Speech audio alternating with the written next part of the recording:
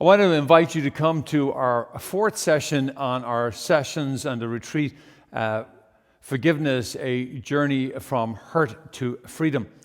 Now, in the last three sessions, we've journeyed quite a bit already.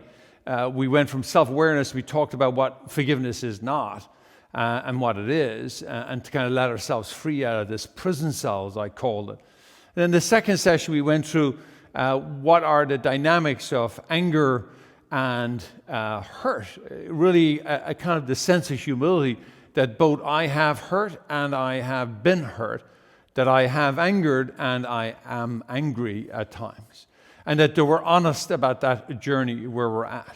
So out of that sense of humility, then we did last week's session, which we went into, is how do we find a pathway to forgiveness? And I gave this acronym PATTA. Pause, affirm our feelings, think, talk, and act.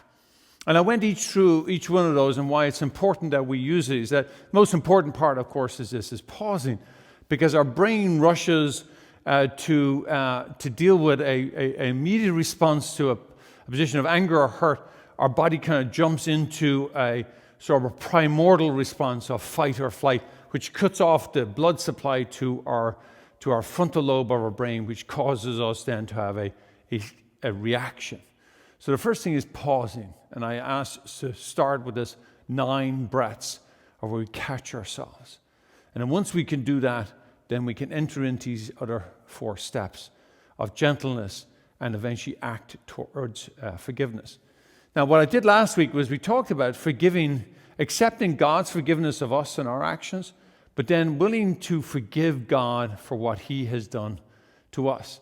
And people say, well, what are we forgiving God for? Well, sometimes we forgive God for making us the way we are with all our quirks, or allowing us to have made a bad choice in friendship or in spousal friendship.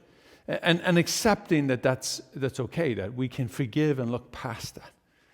And then forgiving ourselves. The hardest person I think we find to forgive is ourselves for our mistakes, for the hurt that we cause others, and for the hurt that we have had ourselves. So then we move into next week, where, and I invite you to come and join us, is we're going to be doing all about the forgiveness of others. Now we're going to be applying that same PATTA, P-A-T-T-A, again, but we're going to give you example after example of how is it that we will be able to do this consistently.